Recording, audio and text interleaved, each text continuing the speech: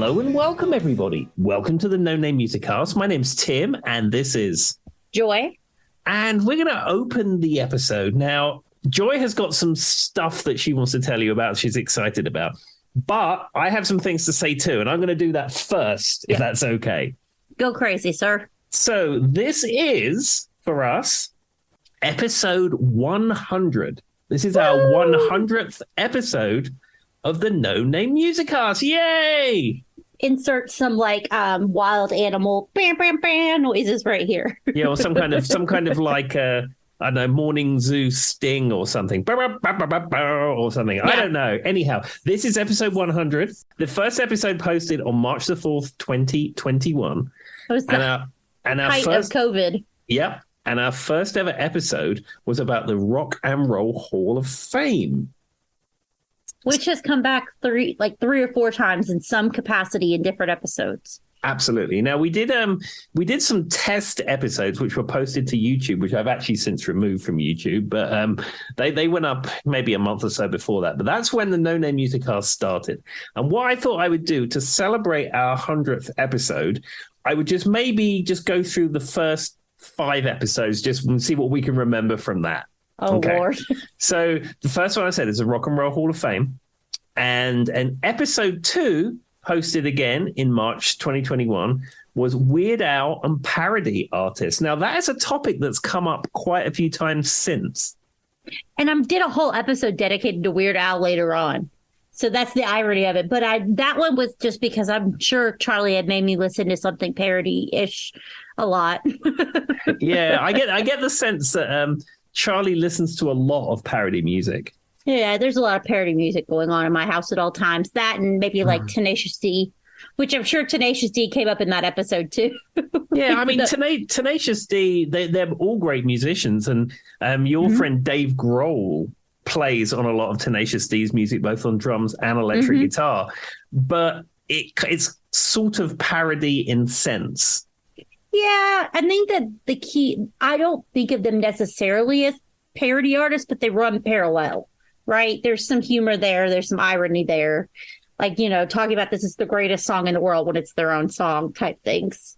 Exactly. I mean, the whole of that first Tenacious D album is great, but it has those little comic skits between the songs and stuff. Well, and that's Charlie as a whole. If you know anything about my husband, and Tim can testify to this, he's very comedic in the way he reacts to things and the way he looks. And sometimes it's over the top. Sometimes it's him just being Charlie. So it matches. If he could be Jack Black, he would. The only person I think he'd want to be is maybe John Cena now, because John Cena now does comedy and Charlie's obsessed with him, even though he never watched him as a wrestler. See, I've heard of the name John Cena, but I've never seen John Cena wrestle. Charlie hasn't either, but he likes him as an actor. So there's that. Yeah, I think there's a rich tradition with wrestlers, especially contemporary wrestlers, is they start off wrestling and then they go into acting.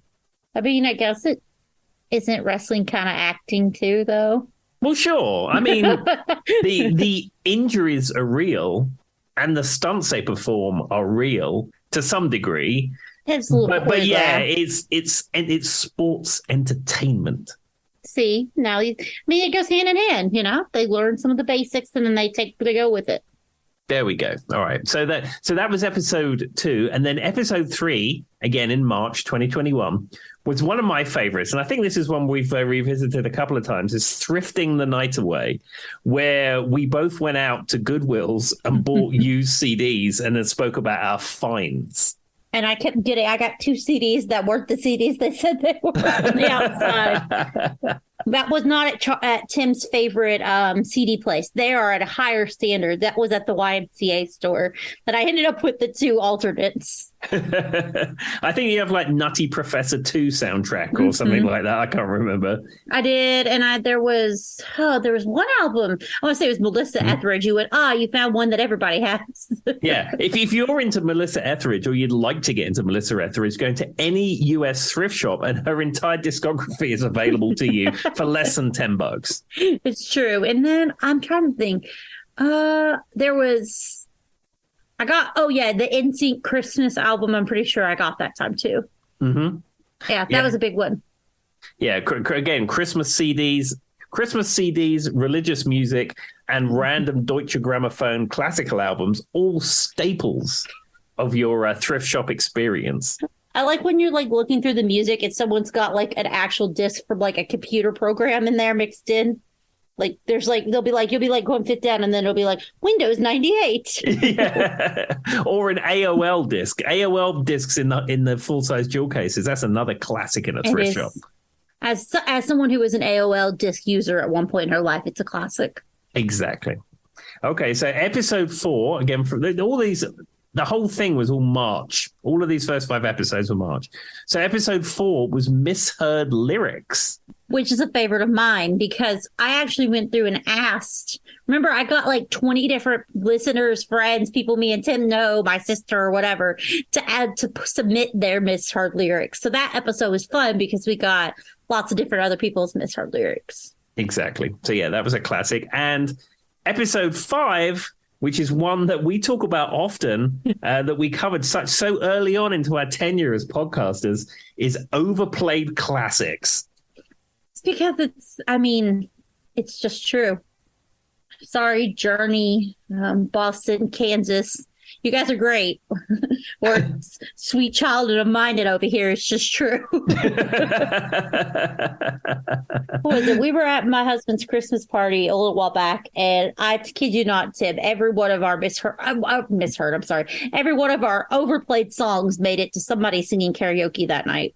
No, it's fun. I think that's slightly different because they're songs that people are familiar with, and people are having fun and they're singing karaoke, and it's all good stuff. Mm-hmm. But in the pantheon of rock and roll, and you're a radio station or you're a TV broadcaster, programmer, whatever, there's more songs than that in the world.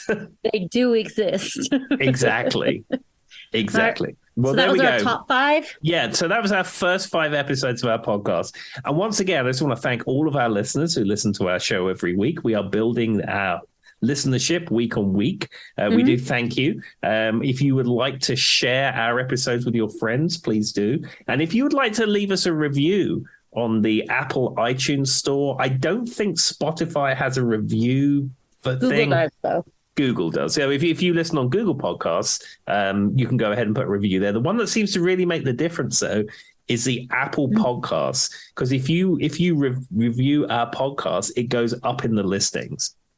Well, there you go. Get more people listening. I will say we have gotten quite a few people listening all over the United States, pretty much every continent, but we still have not broke Antarctica. So if you know a person, we're still waiting on that. Absolutely. It would be nice just to check all the boxes to say, yep, got someone in a research station in Antarctica. And they've got no excuse now. They have SpaceX Starlink. They have 150 meg download internet. All of our episodes are probably, I don't know, 80 meg or something like that. So you have got no excuse. Well, oh my gosh. So speaking of Antarctica, did you know that this is the time of year when people go to Antarctica?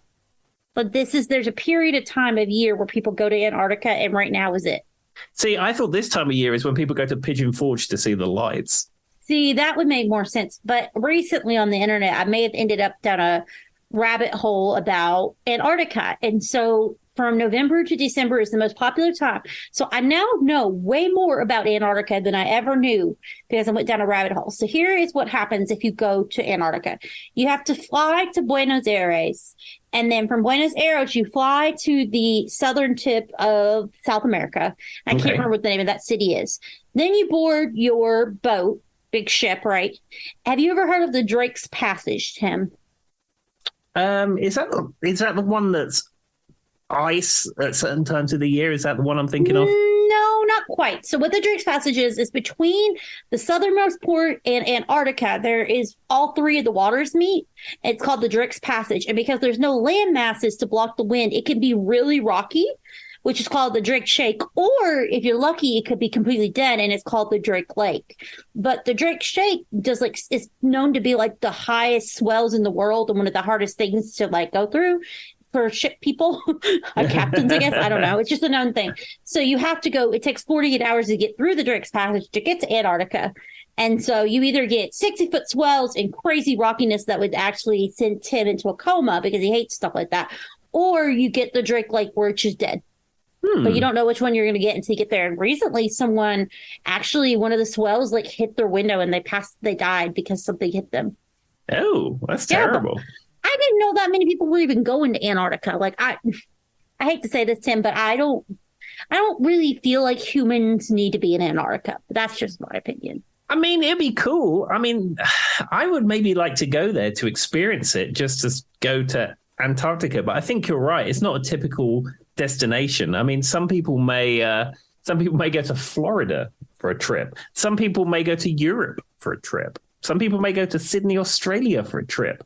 But Antarctica typically is not your main destination. But if that's what gets you going, and as they say, if that's what floats your boat, hopefully in calm conditions, go to Antarctica. So my problem with it isn't that I feel like I would love to go. It's beautiful, see penguins, see the polar bears, see all the things. But Antarctica's already kind of melting away. And I don't know that we need any more humans down there interacting with it. I mean, that is true. That's just my opinion. And if you get attacked by a polar bear when you're in Antarctica, you brought that one on yourself. You're literally in Antarctica. Exactly. I mean, it's you're in their territory. All right, this podcast is not about Antarctica. Moving along. Okay, so Joy, you have some things that you want to bring the listeners, I understand. All right, so we are going to start a not new, but kind of new little segment. Me and Tim have had one episode. So we're going to give you guys some behind the scenes information you don't know. There is one unheard episode of the No Name Music Cast. I don't even know if we saved it. It was so bad. I had this genius idea, and I had played this game a long time when I was in high school, since I was probably like 12. It's called Encore, where you give somebody a word and they have to sing a song that has that word in it. Mm-hmm. And me and Tim tried to play it, and it was absolutely terrible. It was bad. In fact, I was starting to run out of space on my computer, so I was deleting some files today. If I come across that one, I will probably keep it. But the WAV files from these episodes, I've been deleting them because once it's mixed and out there, it's mixed and out there. But I forget which episode it is. But I do have it marked. When I come to it, I may keep it for posterity. It was so bad that after it was over, we were like, okay, let's take a 10-minute break. I literally threw a whole new episode together. What was it? In like 5 minutes. And we re-recorded, and the next episode was fine. But in my mind, I thought, me and Tim, we know a lot of songs. We talk about songs every week. We should be able to do this. And we also talked to our listener who is from Australia about this once. And she said she had a friend try to make her play it, and she did terrible too. So maybe it's just something in the water. But I have a random word generator, Tim, and we're going to see. I'm going to put you on the spot. Every other word. Let's see if we can what's the word I'm thinking? Redeem ourselves. Okay, so it should just be one. Maybe just one word per episode, because if this goes into the 10th one, people would have tuned out by then. You're fine. This is just a little thing you're going to do. Okay, I'm hitting random. I'm going to give Tim maybe 1 to 2 words, depending on how long it takes him to come up with something. All right. The word is goal. Goal. It doesn't have to have goal in it. It's something. What does goal make you think of? Whatever. And don't say soccer, because that's obvious. Well, the thing is, I can't think of goal. I can think of gold. Is that any good? Fine, go with it. Okay. And then I think we're not redeeming ourselves. I'm thinking of the Spandau Ballet song, Gold. Gold, always believe in you, but the tower to know you are invincible. That song. Spandau Ballet. Great 80s pop song, Gold. All right, let me see if I can give tips so that's super, okay. The word is song. Oh, that's dead easy. Elton John, Your Song. There we go. Yay! Fabulous. I'm officially redeemed. I'm not good at this. See, not either, apparently. See, I'm not really a super lyrics person. Some lyrics do resonate with me really well, and then some songs I could probably list off the lyrics off the top of my head without even thinking about it. But I'm more of a music person, as much I'm listening to the arrangement, what's being played, how I'm into the music side of it more than the lyrics, typically. But, fair enough. But I don't know. But even with all the music I listen to, This game doesn't work well with me. It's so funny. All right. So I'm going to give myself one. Okay, it's week. I'm just going to say 1 week. The Bare Naked Ladies. There you go, everybody. There you go. I I would have gone with Skunk Anansi's Week.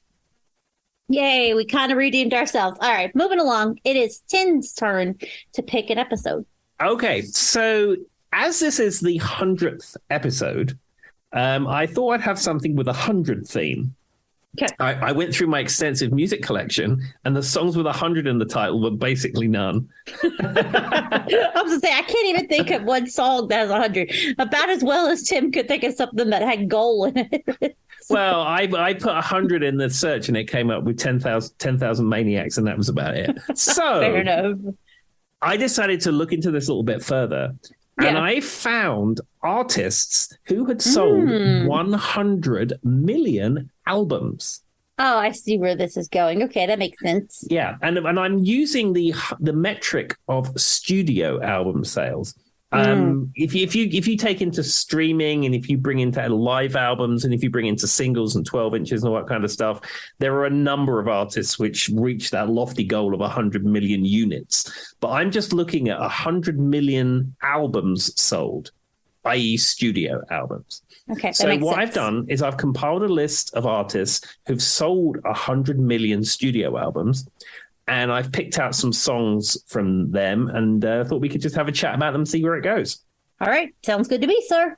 Okay. So this is probably what they call in management speak the low-hanging fruit. But Okay. I'm starting this off with our friends, the Beatles. They have sold 160 million studio albums.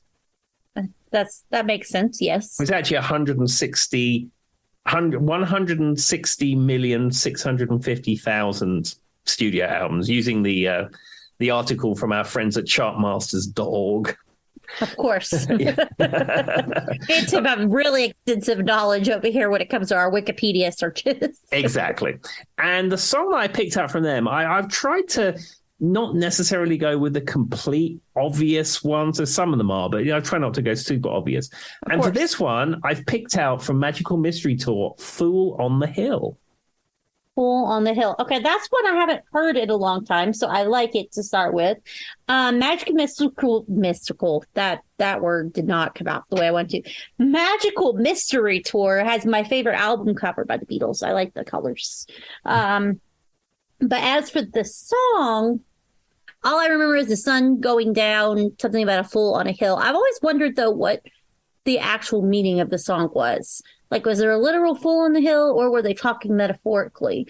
But, of course, it's also the Beatles, so they could have just been doing drugs. I would probably say that they had to be scraped off the ceiling of Abbey Road the day they wrote this. So it could mean absolutely anything. I mean, all of the songs of Magical Mystery Tour accompany the Magical Mystery Tour film, which, if you've seen that, makes really no sense whatsoever. The whole thing is just like a LSD trip, really. Yeah. There's some pretentious person out there trying to tell us, Tim, no, it makes complete sense.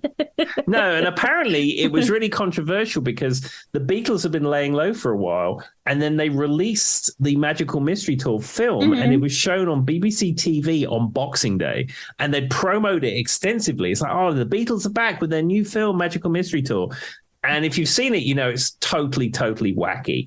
Yeah. And then apparently there was a massive outcry. Oh, what's happened to the Beatles? This doesn't make any sense. Blah, blah, blah, blah. I just imagine. I'm sorry, Tim. I'm on one this episode. You know how that we talked about on the episode of where we talked about the Spice Girls, and they do the Stop Right Now video, and like there are like some it's probably like Ireland or Scotland, and it's like some old UK like village, and everybody's all stuck up and doesn't want to hear. That's what I imagine was watching that, like just a bunch of old snobby kind of British men like, what is this? This isn't the Beatles I know. That's the image I have, which is totally not fair, but that's what I think of.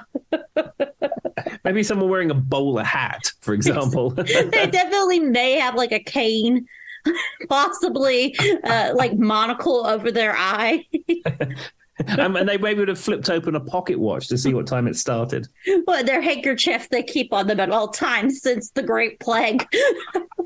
I don't know why, but when you said that, that's who I imagine was watching this going, what is this? The same people who were behind the banning of the music on that we did that episode about in the UK. It's all those people. It's I really had to paint a picture for everyone on that one.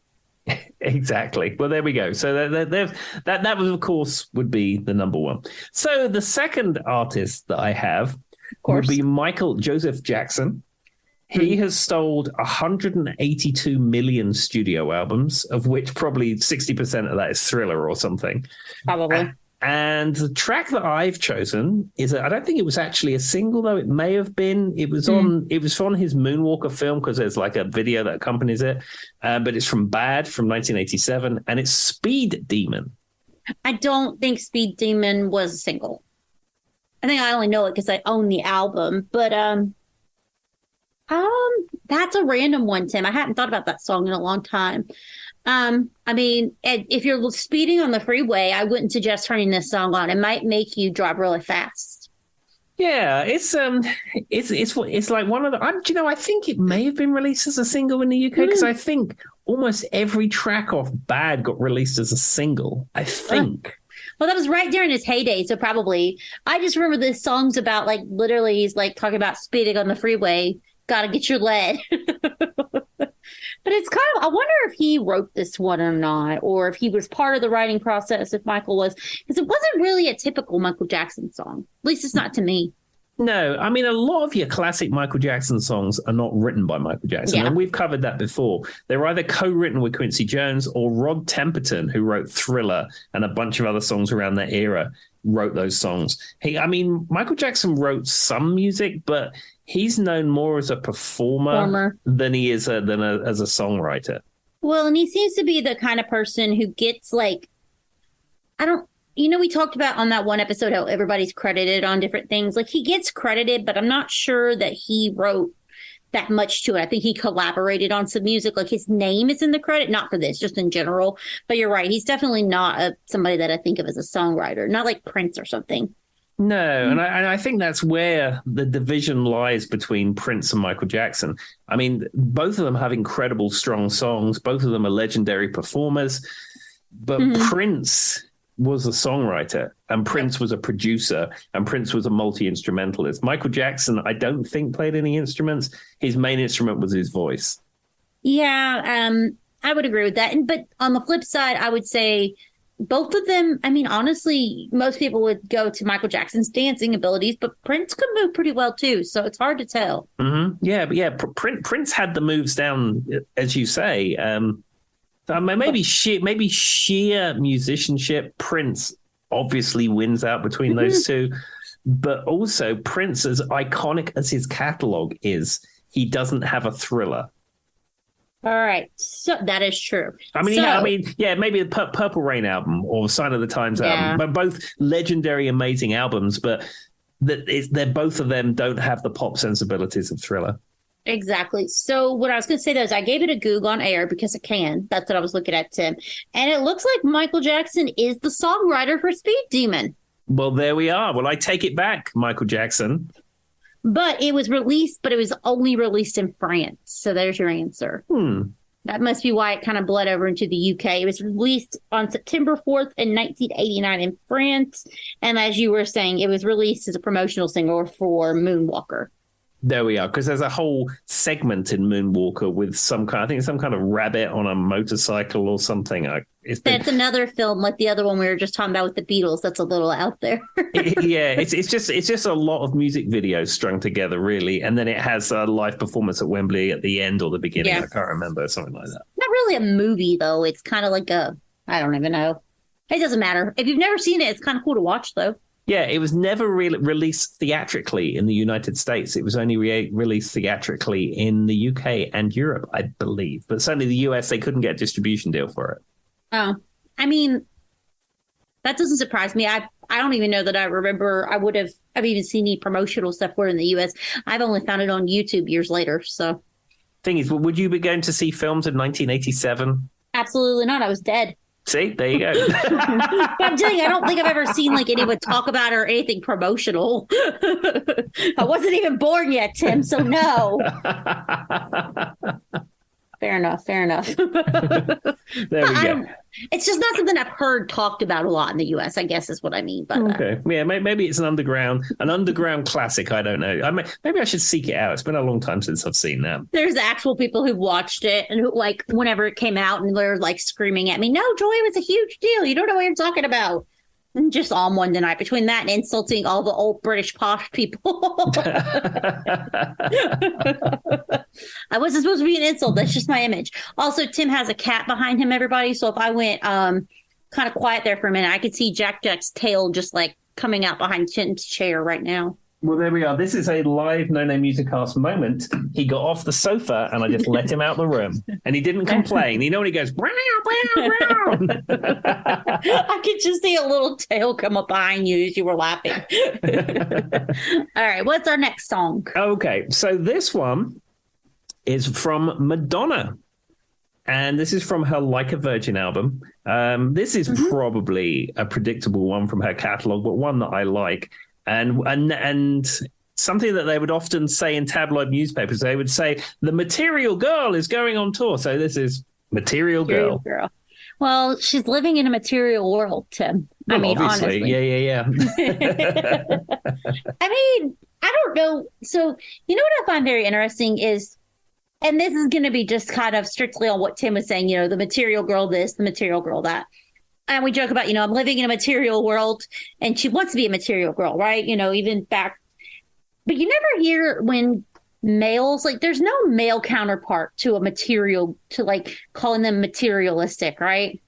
It's always like females get the label material girl, but I can't think of a male counterpart. Can you? No, but I mean, guys are equally material about stuff. I was gonna say, I'm not really a car person because if I had an 82 Trans Am, I'd be a car person. But you know, I consider my car. I like my car to be reliable, and I like it to be a functional item. And I don't want to drive a piece of junk. But I'm not a car person. You know, I don't have some kind of special souped up car I'm always buying parts for or something. You know, that's not I'm not into that. But there are so many people out there who love their trucks, who love their sports cars, who love their fancy whatever vehicle. And that's a super materialistic thing. Mm-hmm.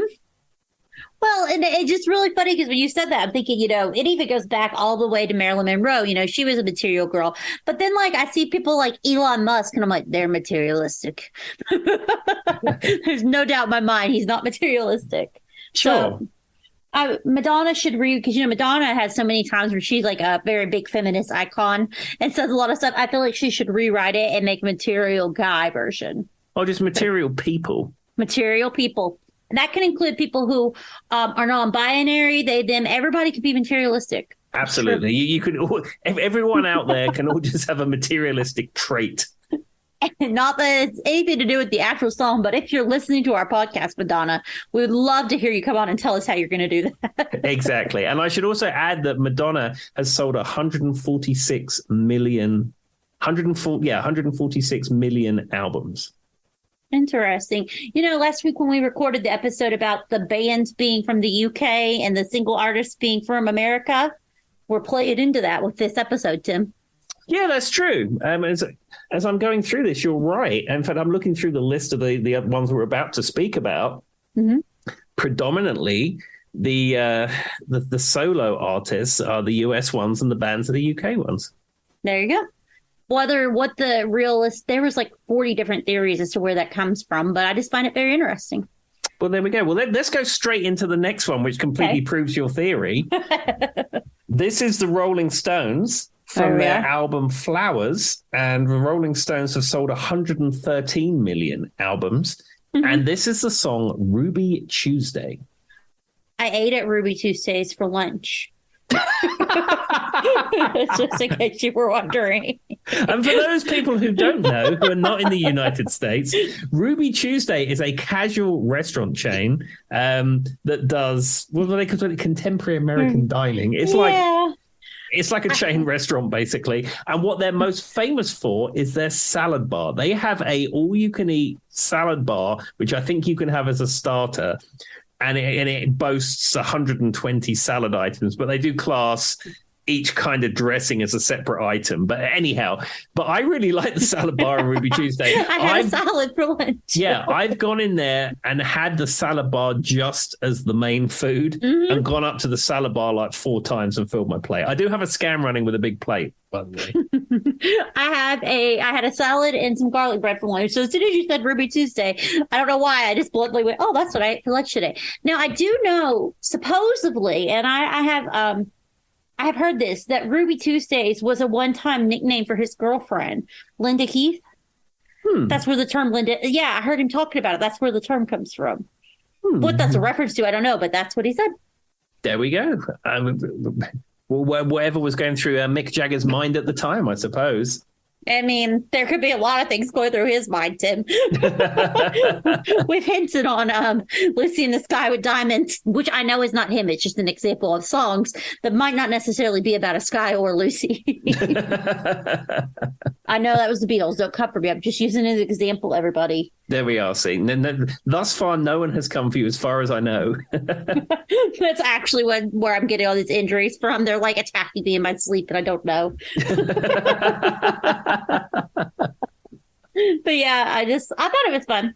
Now, when we were doing the episode last week and we were talking about the Rolling Stones are a UK band, but they were also one of the bands they say that was more popular for a while in America before they went. But they had like a peak in the UK, then they got really popular in America, and then they got more popular in the UK again. So their kind of trajectory was very interesting. Yeah, because originally the Rolling Stones were playing predominantly African-American music. Mm-hmm. And then they sort of went back to the United States playing that same music back to the US audience, which was very interesting. I mean, and then later on they got into writing a lot more of their own material. And of course, their career sort of each sort of decade with its different kind of music and genres, they sort of follow that. You know, they even had sort of disco pop songs. They've had hard rockish type songs. They're very diverse with their catalog. Well, and what I've always said about the Rolling Stones is, one, I think they have some of the most diverse lyrics. Like, literally, the lyrics have some of the most interesting little pieces to it. But all of their music, even when they do different genres, when they've done different things, and they went the hard rock way and things like that, because they started out doing kind of like a rhythm and blues type thing, there's a groove to all of their music that you don't get in a lot of other rock. And I think that's what puts them out differently. And I don't know how else to say it. It could be like a good bass line, it could be a funky guitar riff, it could be whatever, but they tend to have more of a groove style to a lot of their music. Sure. And at this point, the Rolling Stones really is just 3 people. It's Ronnie Wood, Keith Richards, and Mick Jagger. Yeah, we lost Charlie Watts, and Bill Wyman hasn't been a Stone for decades and decades. So really, it's the core of the 3 of them. And I think, unfortunately, when we lose any one of those 3, that's it for the Rolling Stones. Yeah, and I feel like they've been playing together for so long. It's kind of like when me and Tim have talked about other bands that somebody steps in and maybe they'll finish out the end of the show season because the tickets are already out there. But after that, it's kind of hard to keep playing if you've been playing with these people for so long. Yeah, but you know, it's an amazing money-making machine for everyone involved. Well, you know, Tim, what did we say? We won't play together unless blank freezes over. Well, blank freezes over real quick when dollar signs start appearing in front of your face. Yeah. Things get very toasty and warm all of a sudden. Weird. There's been many bands who have said that. Insert the Eagles here. Well, in fact, you can insert the Eagles, but also you can insert Pink Floyd. Oh, there's another one. So that's another one. They've sold 169 million albums. It's hard to think of that many. When I'm reading off my notes, it's like that's so many albums. It's unbelievable. Phil, did I put an extra 0 in there? Exactly. And what happened with Pink Floyd is that, you know, there was this huge split with Roger Waters and the other core members of Pink Floyd. Yeah. And they all said they would never speak to each other again and never play with each other again and all this sort of stuff. And then Live 8 came around. Not Live Aid, Live 8. Yeah. which was a charity concert. I believe it was it for climate awareness or something like that? I can't remember. But I want to say that one was climate awareness. I think you're right. And it was in the early 2000s. And I watched that one on TV. Yeah, I saw it too. And Pink Floyd reformed with Roger Waters as just a pure one-off. And then I think they went and worked together on some reissues or remasters or something like that. And then when Roger Waters was playing in London on his Wall show, because I think he kept the rights to the Wall, and he's been touring the Wall for years. David Gilmour, at one show only, appeared at the top of the Wall and played Comfortably Numb. I mean, money signs, Tim. Money signs are just going across his eyes. Yeah, but I think they, having sold 169 million albums, I mean, they've sold 236 million records in total. I think with them, I don't even think the money's important. I think for whatever reason, they felt this charity event was important to them. And then maybe Dave Gilmour just really fancied doing it. And then that was just the end of that. I mean, that is very true. You could be right. I could be being not correct in that. They may have just felt very importantly about this. It doesn't surprise me, though. Pink Floyd is another band that my husband particularly really likes. So I've heard them on repeat forever. I think, once again, it kind of goes back to, I said he likes the melodramatic music. Exactly. Pink Floyd has a lot of melodramatic music. That's true. And the track that I picked out of Pink Floyd, I tried to think slightly outside the box with this one. And this is from the Division Bell from 1994. And this is the track Keep Talking. Is this a track that you're familiar with? It is. Charlie has that album. He plays it all the time in my house. Yeah, it has Professor Stephen Hawking on it. Yeah, and I've watched that. It's like got his electronic voice, right? That's him in the background. Yeah. It's pretty cool if you've never heard it. Yeah, I like the whole of the album, The Division Bell. I must say that I was an incredibly late adopter to the world of Pink Floyd. I think The Division Bell was the very first Pink Floyd album I ever owned. And it all comes back to that Nebworth 90 show, which we did an episode on, where Pink Floyd was on there. And they played predominantly their classics. I think they may have played one off The Division Bell. Actually, I don't think they did. It was all just classics. And off the back of that, I discovered Pink Floyd because I'd never really heard them outside of this. It wasn't an artist that was played in my house growing up. And then this album came out shortly after, and then I bought the Division Bell. And then after I had the Division Bell, I went back through the other albums and discovered all of those. But this album, much like Van Halen's For Unlawful Carnal Knowledge, which is an unconventional album to get into Van Halen with, this album got me into Pink Floyd. See, this is a cool album. This is one that Charlie plays a lot, just like background noise, because he has the actual record. So it just goes up on the record player. He went out of his way to find a bunch of Pink Floyd records. I will say I am a passive Pink Floyd person in the sense that I've never really I've not dove into the world of Pink Floyd, if that makes sense. Like, I know who they are. I know their music. I hear it all the time. But to say I'm an expert on it by any stretch is not. I don't know why. It just never caught my attention. Yeah, I like the latter era of Pink Floyd rather than the very early. The very early Pink Floyd, because at the very beginning, it didn't have David Gilmour in it. It had Syd Barrett was the primary songwriter and guitarist. And then I think he was doing a lot of drugs and he started suffering with some mental health issues and he had to step away. That makes sense. And that's when Dave Gilmour came in. But that very early Pink Floyd is incredibly avant-garde. And there are songs that are just like sound effects and noises and wacky stuff. And there are some good songs in there, but that is not the era that resonates with me. I like it sort of as they get out of that era and you're moving into like, Dark Side of the Moon and all that kind of stuff.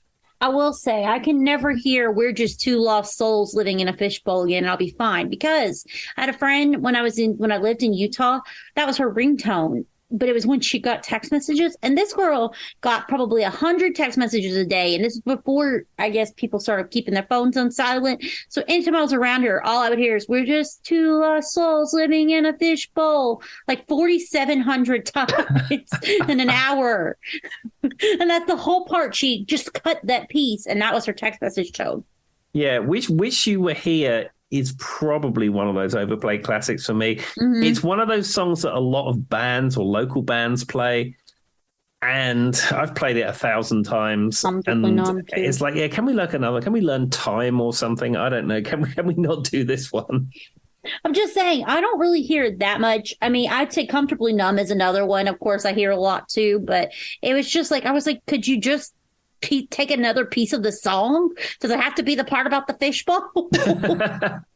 No, and I swear it was her ringtone for about a year. To be fair, I did the same thing to myself when I did Shipping Up to Boston, Ship It Up to Boston. That was my ringtone for a while, and I had to get rid of it because it burned me out on it. No, I've, for as long as I can remember, I've had the classic ringtone, and I will never tire of that. Of course, now I don't even know what my ringtone is because my phone's always on vibrate. I have no clue. I wouldn't know. I don't know. Something that was the default on my phone, Tim. There's my ringtone. There we go. Anyway. Here we are. All right. So the next artist I come to is Led Zeppelin. Now, Led Zeppelin isn't a artist I think we've covered in a great detail on this podcast. I don't know. It's not someone that comes up that often, I don't think. Not really. And that's just because, I don't know. It's just not, like, I know who they are. I know their music, but I don't seek out a lot of Led Zeppelin, I guess. I had a Led Zeppelin t-shirt that I used to wear a lot. There we go. Well, I mean, they've sold 141 million albums, but I bet you the bulk of that is probably sales in the United States. Because again, like we said on a previous episode, they're one of those UK bands that found the most fame, fortune, and success in the United States. Just what resonates. Because if you think about Led Zeppelin, though, and I think they play into kind of, I don't want to say like hair band kind of stuff, but they fit the mold in America, really. Yeah, it is your definitive classic rock. And in fact, the track I've picked out is from Led Zeppelin 3, which is the Immigrant Song, which has been used in absolutely everything, as you would imagine. Yeah, and that's one of their more popular songs. I mean, I can even see the picture of the what are those? What's the balloon called? What are those balloons called? Like the Heidenberg? Yeah, it's like a Zeppelin. It's that kind of thing. Zeppelin. Okay, that's the right word. I was just like, I can see it in my head, but I almost said Zappoli's, and I'm like, that's the name of the restaurant that we ate like 10 times in Blacksburg. Actually, this could be a great episode. Bands that sound like local Christiansburg restaurants. Never thought that was good. I don't know why. My brain just went there, and I was like, that's not, no. And then I couldn't think of that, but I could think of the Heidenberg. Hindenburg. Hindenburg, can't even say it right. I'm like, what's that? See, Tim's actually just on this podcast to negate whatever I'm trying to say. That's actually what we have in here. I will say, though, that Zeppelis is Blacksburg. Zeppelis is a really great restaurant. They do this. They do I think it's like Italian breakfast platter or something. I've had that for lunch, and it has like a big waffle. It's fantastic. So all of our fans in Germany, in the UK, Australia, and Far East, and all the other places that we reach with this podcast, if you happen to be in Blacksburg, Virginia, I mean, just stop in. It's in the little Point West Center there. You know where that is, by the Dollar General. Tell them I sent you. Anyway, back to Led Zeppelin, an Immigrant Song. That's also a song that I swear has been used in movies, car commercials, TV shows. It's always used to set out a certain mood. Yeah, because that bum bum bum bum bum bum. And it's always like, like somebody's like walking in, they're like super cool, or something's about to go down. It's that kind of song. And I don't even know for a while if I would have known off the top of my head that Led Zeppelin was from the UK. I probably would have just assumed they were American. Like, I know it now, but for some reason in my mind, I probably would have assumed they were from America just because they kind of resonate so well. Yeah, because I mean, they even got like Kennedy Center honors. I mean, no, I don't think they're getting any like accolades in the UK. I don't think the Prime Minister is giving them the whatever, or they're not being given the OBE or whatever. I don't know, but their music just resonates so well with the US audience, it seems. Now, it's Led Zeppelin. So you've got Jimmy Page, and then we've got, what was I going to say? Jimmy Page and Robert Plant. That's where I was going with that, which I love both of them. But is Led Zeppelin the one that there's a lot of claims of like stealing other people's music? Yeah, absolutely. Is that the band? Yeah, so like Led Zeppelin 1, or just called Led Zeppelin, the very first Led Zeppelin album, when it first came out, the songs were credited to Jimmy Page and Robert Plant, but a lot of them were traditional blues songs, were rhythm and blues songs that had been sort of reworked. And in fact, some of the lyrics are almost identical and a lot of the riffs are just the same. And then, they got sued and what have you. And then in the reissues and the pressings after the fact, they all have now the original artists and people are being credited correctly. Yeah, because, John Paul Jones was the other guy I was trying to think of the name of when my mind went blank, which is like the keyboardist for people who don't know, pianist. Oh, bass player and keyboardist. Yes. So I just imagined it behind the keyboard. I forgot I played the bass. But anyway, I went down that rabbit hole one night. And if you're interested, if you're like me and you like to just look up stuff like that, if you start on one YouTube video about Led Zeppelin song that sounds like another one, you'll be there for the next 6 years. There's a lot of information out there. Whether it's true or not, I don't know, but, parts of it were at least.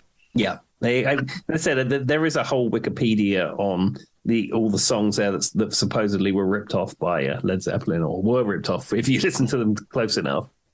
Yeah, I will say, though, the number one Led Zeppelin song, when I think of Led Zeppelin, it's always going to be Whole Lotta Love.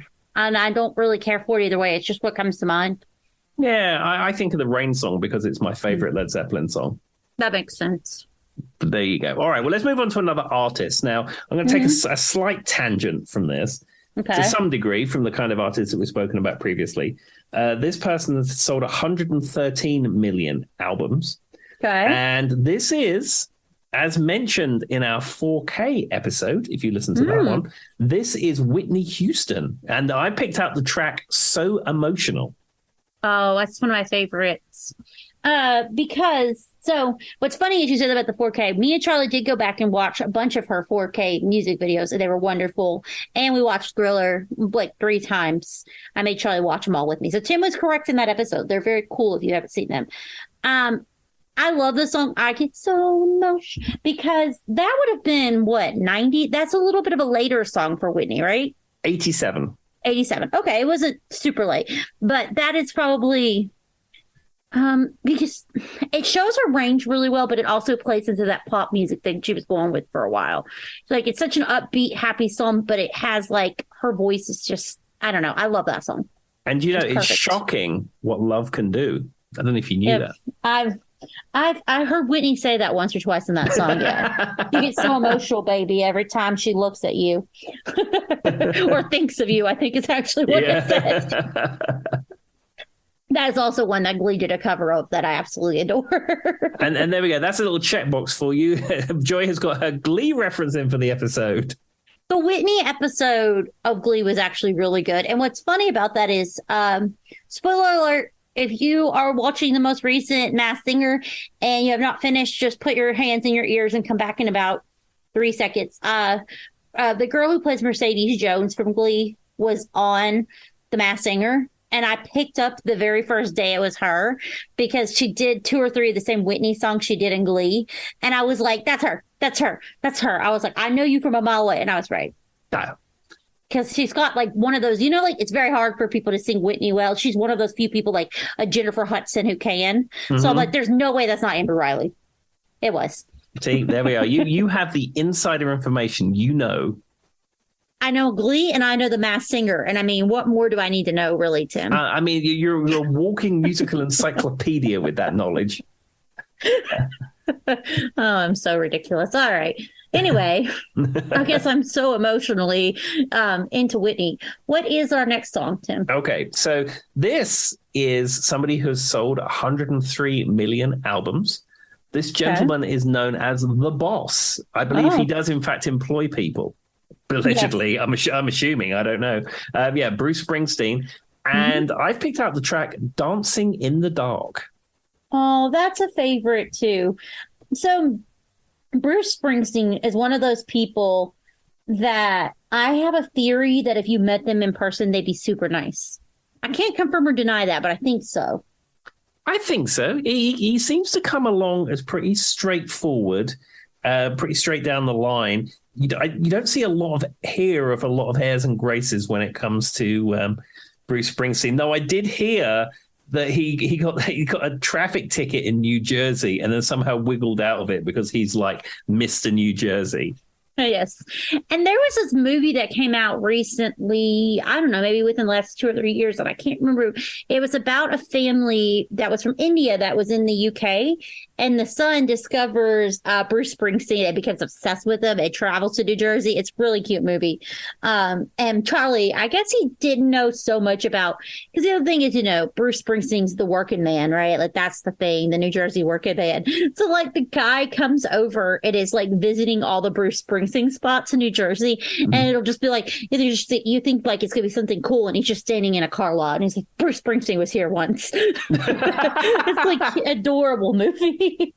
Well, one thing that's funny you say about that. One thing that's very common in US music is to reference places in the United States. It's incredibly common. You're right, but UK music doesn't really do that. I just because Piccadilly doesn't fit into a song quite as well as, I don't know, New York. Yeah, nobody's singing songs about Camberley. Nobody's singing songs about West Drayton. That could be an episode. I thought about once when I actually thought about recently. I just went to New York this past few weeks. Tim knows this, for on a little trip with Charlie, and I thought about doing a New York episode. There's about 1,000 songs that have New York in it. Yeah, but is there 1,000 songs about Stoke-on-Trent? I don't think so. Is there 1,000 songs about naughty Norwich? I don't think so either. Well, that one song, there's probably songs with the word London in it, or maybe Liverpool. Yeah, Manchester. Yeah, there's that song Going Down to Liverpool, but I mean that's a Bangles song. London's burning. Yeah, London's burning. Or London's calling. Yeah, but I mean they're certainly in the minority. That's true. I think that the names of the UK just don't ring off the tongue quite as well, Tim. I think that's what it is. I don't know. It's just a theory, but there's my theory. But you're right. And I would say, like even like Born in the USA, there's like a subgenre of music where they spend a lot of time pointing out different places they've been. That's true. But then you start getting into this world of country music where that's like regional pride in music. Well, and we missed an obvious. What about Ramblin' Man? It says like 47 different songs, places in it. I know. Because he's been everywhere. We joked that that's my dad because he's literally been all over the world. We just say that that's his song. Well, he's trying to make a living and do the best he can. And when it's time to leave, I hope you'll understand because he's a rambling man. But anyway, he's been a gambler down in Georgia, something in Tennessee. Yeah. Now that you said that, Tim, you're right, though. Because, like, even then, the other thing my brain said was House of the Rising Sun. That has the animals. It talks about New Orleans. Yeah. There's 1,000 songs about San Francisco and putting flowers in your hair. Exactly. And no one's singing about Faversham or, I don't know, some other place in the UK that I can just think of off the top of my head. No, honestly, no. The only thing I can think of a few songs. I was thinking that one song, American Boy.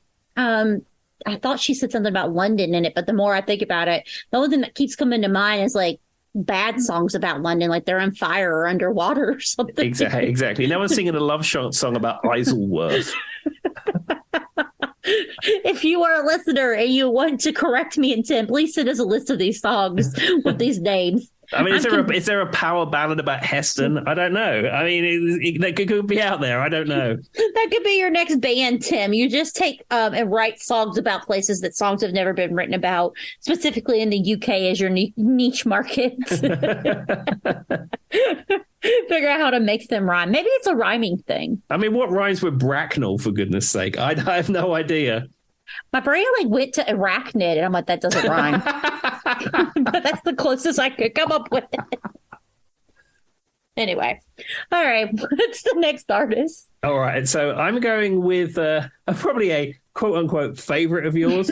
They've sold 121 million albums, and this is Metallica. Okay. And the track I picked out from them is from 1984, from Ride the Lightning, and this is For Whom the Bell Tolls.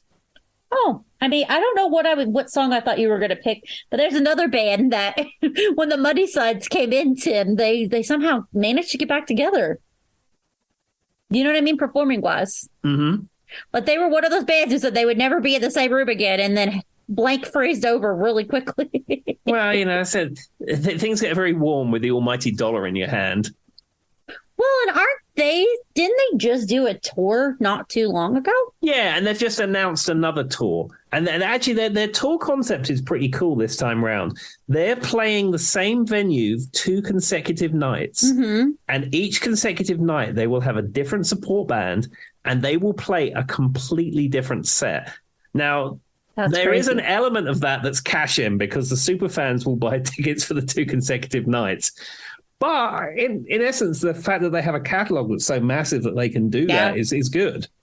Well, and we missed something obvious about the song, Tim. For Whom the Bell Tolls, the first lyric says like something about Mexico City. We were just thinking about different locations in America. Doesn't it say like Mexico City, let's go together, man, or something like that? Something like that. Yeah, I can't understand what James Hetfield's going on about, to be honest with you. Nobody can either. It's all about the riff and the crunch. Tim's only listening to the music, but I'm fairly certain the beginning of that song says, okay, Mexico City, let's go together. And then it's like, hey, hey, hey. It's very possibly. Or you're reading the lyrics off a live version, one of the two. One of the two. No, I think it does say something about Mexico City at the beginning, though. Okay, well, I will take your word for that. Let's see. That's funny. Make his fight, go to the hill. Yeah. Okay, maybe he performs it and he says, let's go Mexico City. I don't know. Make his fight in the early day, because I'm Googling it now, everybody. I'm Googling it live on air, For Whom the Bell Tolls. But anyway, what I was going to say, though, is here's a question for you, Tim. Speaking of that, while I look this up, aren't they known for like pitch shifting or something? Is that like a Metallica thing, or is that something about it's like out of tune or something? Is that like a normal playing thing for them? No, I mean, what they do is they down tune. A lot of rock bands do this, where rather than having your guitar in concert E to E pitch, which is your standard guitar tuning, you tune every string down a semitone. And what it does is it makes it easier on the singer, but it gives it a kind of harder, mean sound. And lots of rock bands do that. Poison, Guns N' Roses, Van Halen, all of them have did that over the years because it gives that kind of sound. Oh, so that's what people are referencing when they're talking about the pitch. Yeah, and I think they may, in some songs, tune down an entire tone 2 steps. And then like if you down tune an entire tone and then play and drop the tuning, you're dropping your low E string even lower, and that's going to create such a huge sound. But I think for the most part they're just dropping down a semitone, but that's standard rock and roll fare and nothing that's nothing weird. Yeah, I've heard something about it. Okay, I'm not going crazy, Tim. There is a live version in Mexico City that is a famous live version. And at the beginning, he says, okay, Mexico City. And you can look it up, everybody. It's on album. It's on YouTube. I'm not losing my mind, but it is a specific version for Mexico City. But like, it's like the one that pops up on my YouTube music, everyone. Give me a break. Yeah, it's on that live binge and purge. That's exactly album. what it is. Yep, that's the one. See, that's what I was thinking. I'm not losing my mind. Tim made me think, I'm like, am I losing my mind? He's like, Joy, are you looking at something? I'm like, okay, well, I've heard that before. Let me go look. But I've also, there was something about For Whom the Bell Tolls and the pitch, but I guess Tim just talked about it. So that makes more sense than what I was thinking. All right. What's our next one, Tim? Okay. Not that I'm a huge Metallica fan or anything. No, I'm a casual Metallica fan, I suppose. I like their music. I own a number of their albums, but I'm not. I won't be paying $300 to see them on their upcoming tour. So you're not going to buy tickets for both nights? No. Well, with the ticket fees on Ticketmaster, you'll be paying $3,000 and your right kidney. I'm not doing that. I think they did come to Roanoke years ago, because Hannah saw Metallica. Yeah, and they were in Roanoke, but we don't get bands like that in our town anymore. Yeah, no, that's what I remember. That's why I brought up the whole them being they've never performed again, but then they retoured, because there was people on my Facebook or something where people were sharing seeing them live. It was either Roanoke or Charlotte. Yeah, it was Roanoke, because Hannah went to see them in Roanoke. Is Hannah a Metallica fan? She likes them. I mean, she used to listen to WROV, which have mandatory Metallica at 10 p.m. That's true. But it's only 2 songs. Yeah, it's always the same ones over and over, but there you are. Fair enough. All right, what's next? Okay, so this is a twofer. Both of these are inexplicably linked. So they're different artists, but you will see the connection as we do them. Okay, so the first artist is Rod Stewart. and he's sold 100 million albums, just over 100 million albums. Okay. And I picked out the song for him from his album Atlantic Crossing from 1975, and this is the song Sailing. Okay. And what is this connected to? Well, I was going to tell you a story about sailing first. So many years ago, I was in the Cub Scouts, which is like the Boy Scouts, but it's when you're much younger and you can't get into the into the Scout yet because you're not old enough. So it's like called the Brownies for Girl Scouts. Yeah, but I guess it's the Cub Scouts for boys. And I sort of enjoyed that, but I never went into the Scouts because it seemed too rough and tumble, if I'm being honest. The Scouts were next door, and it seemed a bit rough and ready, and I didn't really like the look of it, so I didn't get involved in it. I did my Cubs, I did my service, and then I was out. Mm-hmm. But my friend, Christopher West from primary school, was also in the Cubs. And they had some event where it was a gang show somewhere. Okay. And, you know, like a gang, so like a review that like a Cub Scout pack would put on. Now, no, I thought it was being held by the local gangs to, to talk about gang violence or something. Anyway, what were you saying? Neither of us were performing in this. Yeah. But we was invited to go because it was another local pack, Cub Scout pack. And I went along and my mum took me and we were supposed to meet there with him. Yeah. And he never showed. And he was like my best friend in primary school. And it's like, well, what happened to Chris? Where did he go? And I saw him like the next week. And I said, well, where was you? He goes, I just don't like gang shows. It's not really my thing. I don't like gang shows. I was like, it's a bit weird. And he thought it came out way after the fact that he was at Thorpe Park and then fell in a lake and got wet. And this has to do with sailing. Because that song was in the gang show, and whenever I hear it, this story's in my brain. So did he have to like be rescued? Like, how did he fall in a lake and like what? Well, Thorpe Park has sort of lakes because it's like on a it's like a pit that's filled in type thing, and there's like various man-made lakes in it. Yeah, and I think I don't know how he fell in the water, but he got soaking wet. Then of course he couldn't go straight to the gang show because he had to go home and get changed, and it was all too late. So now every time you hear Rod Stewart sailing, that's what you think of. Yeah, because that song was predominantly featured in the gang show. I don't know why this story's in my brain, but it's in there. But I felt it was important to get it out. Well, and the song is about sailing, which is water related. See? It all makes sense. I think it's from that Atlantic Crossing album. So that's about Atlantic water. I see it, Tim. I get it. Exactly. And then the song that it is linked to, the linking song, is from an artist that sold 136 million albums. This is from the Titanic soundtrack. This is Celine Dion and My Heart Will Go On. See what I did there? Ching. Just cross the Atlantic right into that one. Were they even going across the Atlantic? Yeah, it was the Atlantic, wasn't it? On the Titanic? Yeah, Titanic was the Atlantic, yeah. And he said that like it was also what, April something 1912? April. Yeah, that was a pretty good year for me, actually. You were born in 1912? I knew it. 10. Oh, 1910. Okay. Yeah. Well, Joy can only think of Mexico City and related to Metallica, and Tim was born in 1910. We got the facts for him this time, Tim. There we are. See, it's 100% accurate, today's show. Oh, yeah. And then, Britney Spears went back down into the ocean and got what was it? The necklace. You know what I'm talking about in her episode? I've seen Titanic. I've sat through that. Oh, Lord. No, I'm talking about like in the Britney episode. Is it Oops, I Did It Again, where she says, like, old lady went down into the ocean or something, got it for you. And they go back and get the necklace. I think it's Oops, I Did It Again. Anyway, or maybe it's Toxic. Don't come for me, internet. But yeah, I remember when Titanic came out, my mom was like, tried her hardest to keep me from watching it, Tim. Mm-hmm. Eventually I did. And I think we rented it at a Blockbuster, as you did back in the day. And you remember it had like 2 discs because it was so long. Mm-hmm. I'm pretty sure it was the first movie that I ever had that was 2 discs long. Was it 2 discs or was it a flipper? Were flipper DVDs a thing in your DVD days? I don't remember flipper. That might be a UK thing, or I just was too young. Yeah, maybe it was just a UK thing, but In the UK, it was very common to get a DVD that you could flip over. So it would work on one side, then you flipped it over on the other side. And sometimes they would have a 4:3 format version on one side, and they'd have the widescreen on the other. Never heard of it.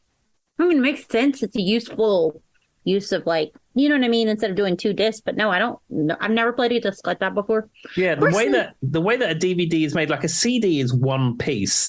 Mm-hmm. And then you have the pit. You have the side that with the printing on it. Then the other side has the little pits, the laser reads pressed into the plastic, and then they put like a shiny layer on there, and then that's what the laser hits the pits and bounces off the shiny laser, and that's how it works. Yeah. But a DVD, the way that it's made, I think it's like 2 layers of plastic already. So to make a flipper disc is actually reasonably simple. I mean, I guess that makes sense. If there's 2 layers there, you could make another layer on each side. But no, I don't think that was a thing. American listeners, if I'm wrong and we did have flip discs, I just never got them. I don't remember. To be fair, though, I kind of like DVDs weren't that big. Like I remember renting VHSs, and then I kind of, remember DVDs, and then it went right into Blu-rays. So it could have just got lost in that memory somewhere. Yeah, I've owned less than 20 DVDs in my entire life. As you know, I'm not really a movie buff, so wanting to own a film on a physical format is not something that's really interests me a great deal. I remember when I got my first computer, it had a DVD drive, and I bought a couple of DVDs, one of which, of course, was Ghostbusters, of course. But yeah, for me, DVDs and Blu-rays have completely passed me by. If there's anything that I want to watch, I have a high-quality rip on my computer and media server, which feeds into our TV. It just appears there. I have no idea how it got there. But I mean, as I said, the thought of, pulling a DVD out and putting in a DVD player, that's not anything that interests me at this point. Yeah, I mean, I think I've owned a total of like 5 DVDs total in my entire life. And the only thing I can think of is I know I had the Blades of Glory movie once, and I had this movie called Grind, and that's it. I literally can't think of anything else that I know. No, and the other, I mean, some people are super into film, and they will watch films over and over and over and consume it, and that's an art form they really enjoy. And that is fine. If that's your thing, it's cool. But I find with film and TV shows and stuff, you sort of watch it once. I don't say you're done with it, but to some degree you are. Like you've committed to it, you enjoy it, and you move on. Whereas a music album, you can listen to it forever. Yeah, I think you're right. And I think that's because movies are based on a plot. Like you're trying to find the answer to whatever the mystery is, even if it's not a direct mystery. You know what I mean, Tim? There's always some type of conflict you have to solve, or something you have to get over, or some hump you have to get to. And so once that's been resolved, it's been resolved, whereas music doesn't seem to follow that. No, I mean, you get story songs, you get concept albums, that kind of stuff. But yeah, I think you're right. Each song is its own little thing, and sometimes it's telling a story, sometimes it's nonsense, sometimes it doesn't even have any lyrics at all. I mean, there's every variation of music like that. But I just find it's more timeless. And then the fact that, one thing that does annoy me with TV shows and film is that if you have it on in the room, people who don't pay attention to it, they have it as background. And it's like, no, for me, if I'm committing to a TV program or a film, I want it on and I want to pay full attention to it because I've put it on for a reason. But just having background noise, films and TV, it just annoys me completely. But music is something completely different because you can have background music on and you can get on with your life. So I was reading this thing because I do tend to be the kind of person who there are a few movies that I'll rewatch over and over and over. My version of like Tim's Ghostbusters and that kind of thing. And there is a reason behind that, though, why some people can do that more than others and it's more expensive. They say it's a lot of times the people who do that it's almost like, I don't want to say they have anxiety, but it's a form of like helping calm their anxiety because it's familiar. It's like a fear of the unknown. When you watch something new, it creates it creates something in their brain that's uncomfortable. And so when you keep going back to the same movies, that familiarity is really important. And I wonder if the same could be said about listening to the same songs over and over again, but they're so much smaller, you know what I mean? Little chunks that you can do it a lot more. Sure. I mean, I'm not a terribly adventurous music listener, I suppose. I don't seek out too many new artists. But sometimes a new artist will come into my transom, as it were, and I will embrace them. Or maybe an old artist will release a new album, and I'll really get into that. But yeah, TV shows and films, I have the ones I like, and on the very rare occasion I want to watch something like that, yes, I'll just watch the same ones again. And it's not an anxiety thing, really. It's just that I just find the medium boring as a rule. So I like to watch it because it's familiar and I know how it's going to go. I mean, Christmas just gone, I watched all of the Roger Moore era James Bond films in order. Now, James Bond, of course, we've done a James Bond episode. It's iconic James Bond, but I only really like Roger Moore. And this throws back to like when I was growing up at Christmas, they always would show a James Bond film, probably the most recent one that had just come out. And it'd be like a big thing, Christmas, and it's Goldfinger or something. I don't know. And I sort of hark back to that every Christmas by watching all the Roger Moore era James Bond films in order. But as we all know, the greatest film of all time, and certainly the greatest James Bond film, is Moonraker. Didn't see that one coming at all, everybody. No one predicted it. It was brand new. I will say, though, you tend to do some of the things I do, too, though. A lot of the movies I like, part of the reason I like them is because of the soundtrack. I love a good soundtrack to a movie. And so I think that goes back into the whole where I'm more of a music connoisseur. I also think I just have a really short attention span, Tim. I think that's what it boils down to. I don't have time for a plot to develop. If it doesn't make sense to me, I'm like, what's this? I remember, and we may have spoken this before, I remember being with some friends watching on video or DVD or whatever it was, Kill Bill. Now, that couldn't be a worse film for me. I remember sitting in the room and it played for about an hour and a half, and then someone paused it to get drinks or lavatory break or whatever. And I spun around to the person sitting next to me and I said to her, what have I just watched the last hour and a half? I don't understand this. It is kind of a little bit avant-garde, too. Yeah, I mean, I'm not a genius, but I'm not stupid. I can't follow that plot. It makes no sense. And I mentioned this to Hannah, and she said, oh, yeah, you have to watch all three. And I'm like, I'm not committing to 7 hours of cinema just to figure it out. That's what I hate. And I hate when people are like, oh, you just have to make it past the first episode. I'm like, if the first episode didn't draw me in, why do I want to waste my time watching a second? Exactly. But that said, I would listen to early Pink Floyd albums that are not my cup of tea because it's great music. So I don't know.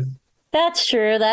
Maybe it all just comes down to me and Tim. We're never supposed to be movie and TV people. I don't know. No, I mean, if that's your thing, embrace it, love it, enjoy it. But it's not anything that brings me a lot of fun.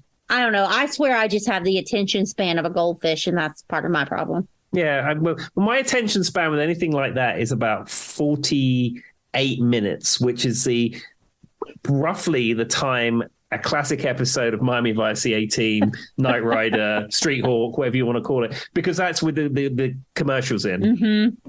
I see what you did there, too. Yeah, but that's about right. When I've got to about my 50-minute mark, I feel I'm done with that particular episode. Yeah, see, that's even longer than mine. Mine's like 5 minutes. I'm like, nah, I hate this, and I just cut it off. But anyway, all right, Tim, we're getting probably pretty close to the end. How many more songs you got for us? Well, I've got one more just to close out with, and this is an artist that sold 127 million albums. Mm-hmm. And this comes from their album Actung Baby from 1991. And this is U2 with Mysterious Ways. I'm trying to place that song. How does that song go, Tim? It's all right. She moves in I just wanted to hear him singing, ways. Everybody. Yeah.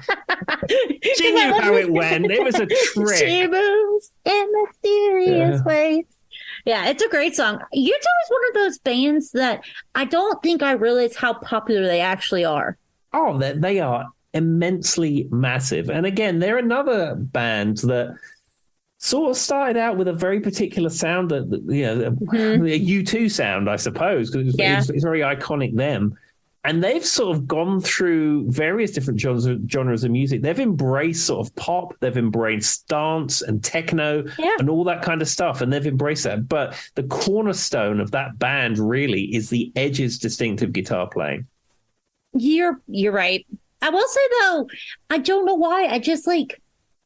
I just kind of forget about them and I can't explain it. So I mean, now my brain's going, it's all right, it's all right, it's all right, thanks to Tim. But outside of like With or Without You, maybe this song, I don't know. Maybe I'm just missing the UK thing because they're from Ireland, right? Mono and then they're from Ireland. Yeah. And, Bono's kind of like a joke. People make a lot of jokes about his charity work, but he really has done some great things. And I mean, I know Larry Mullen and what's that other guy's name? Adam something. The drummer's fine. Yeah, something like that. But yeah, I mean, I don't know. I guess I just forget about them, Tim. You brought up a band that I just don't think about. Besides that one song where they say five in Spanish like 4 times. It's like uno, dos, like they say like cinco like 5 times. It's Vertigo. That's what it is. Because I was using car commercials, I swear. It was one of those songs that like if you turn on the TV or you had a movie on, it was somewheres in there. Yeah, that's another song that a lot of pub cover bands did at the time. We used to do Vertigo in Rough Justice, and it was one of those songs that used to be covered at like jam nights. And when we had the Freak Jam at the Fox and Pheasant in West Drayton, we used to play it down there. And a dear friend who left us a few years ago was a guy called Leon, very quirky character, very entertaining guy to be in and around. Okay. And I have a very distinct memory of him doing that song, standing on a table in the pub. And the pub had Parkan lights screwed to the ceiling for where we performed, which is unusual, but they had them up there. So he's standing on a pub table with a Parkan light, which are like these hot lights, right up at his face. And he's going, all of this could be yours. It was a moment in time. I actually have a photograph of that, and it is amazingly beautiful. And if you'd have known Leon, you'd know how great that was. That's adorable. See, and they have I want to say you two, even you just did that. They have an immersive catalog. It's a large catalog. So I don't know why I forget about them. Maybe it's just because they're not like, you don't hear about them in like the news very much. You know what I mean? I think they keep to themselves. I think so. And there was some talk about, on the next tour, they haven't planned any more tours at the moment, but apparently the drummer, who is fine, he said that he wasn't going to tour with them. He said he felt he was either done or wanted to take some time off or do something else. Or, I don't know. I mean, they've been around, since the 70s, I would think, right? Yeah, I think it was late 70s that they were first sort of out there gigging. What would you give their, genre? If you could tailor down a genre, what would you put U2 in? It's hard to say. I mean, quote unquote rock, but I mean that's a disservice to U2 because of the various genres of music they play. And as I said, they even like techno and dance have embraced. They've got punk rock, alternative rock, some type of techno. You know what I mean? Exactly. I mean, like Actung Baby, the whole album is fantastic. Yeah. And, and I think we've said before, Bono's quote for when they released Actung Baby is he said, "We burned down the Joshua Tree." They reinvented themselves effectively. Which I love that album, Joshua Tree, though. It's a great album too. But yeah, you're right. And they do different samples in their music.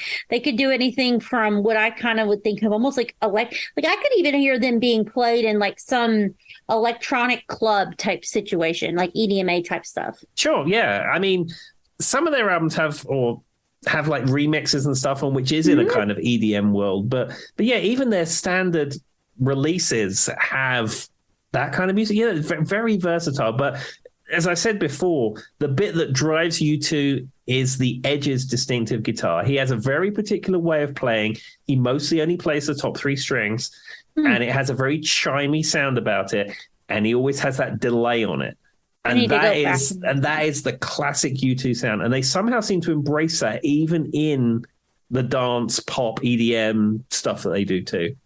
Well, I think that's important though, because like you're saying, that's the sound. You want people to still know it's you, even if it's a different genre. So I guess they've just accepted that's their sound. So how is he, what do you mean by he only plays with the top 3 strums? Like, how does that physicality work? Well, what it started off with, he had I think it's a 77 or a 76 Gibson Explorer. And a Gibson Explorer is like, it's not a flying V, but it's that kind of idea. It's the same kind of guitar that James Hetfield plays, that design. Okay. And very early on, before they were famous, him and his family had a trip to New York City. And he bought that guitar in New York City. I don't know if it was a present for him or he saved his money or anyway. So he buys this guitar and he brings it back to Ireland. And this particular guitar he found that the three unwound strings, the G, the B, and the E, were very bright and chimey. But the wound strings, the E, A, and the D, were very dull in comparison. And it was maybe that particular instrument, the wood or something like that, but he found that he felt those top three unwound strings were the brightest. So he developed his playing technique about playing little 3-note chords on the top three strings. Okay, and that then makes sense. somewhere else along the line, the Echoplex delay unit comes in, where you hit a note and it goes but, and then all those classic riffs you hear on the early U2 stuff is normally a rhythmic pattern on those top three strings with the delays all going on top of each other. That's interesting. I had never really thought about it, but now I want to go back and listen and see if I can like pick up on that. I never I know they have a very iconic sound, but I, like Tim says, he pays zero attention to the lyrics and I pay zero attention to whatever the guitar is playing. So, but there we are. And that's why we smoosh our heads together every week and make this podcast for you, ladies and gentlemen. I'm pretty sure I got a bruise on my hand halfway through the episode tonight. Oh no, another live injury. I'll have to put that in the episode notes, a live injury. I'm showing Tim my little bruise. I hit my hand on it earlier when I was talking. Oh dear, anyway. Crikey, right. Okay, well that's all I have. So we will, with Joy with a live injury, we will wrap this episode up. Do you have anything for our listeners, Joy? No. Be nice to each other. Yep, I would say be extra kind. And we will see you next week. Bye-bye. Bye. To find me out for another day to come.